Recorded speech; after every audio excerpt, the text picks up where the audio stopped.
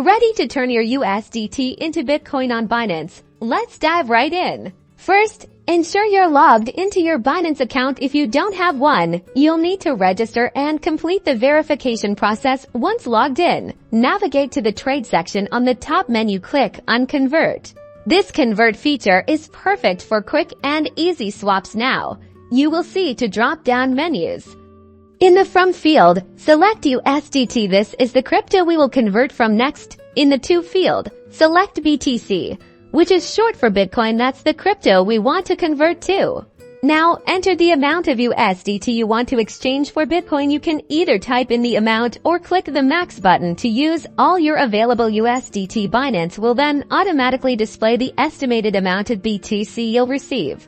Click Preview Conversion. You'll only have a few seconds to confirm the transaction at the displayed rate, so be quick. Click Convert to execute the trade.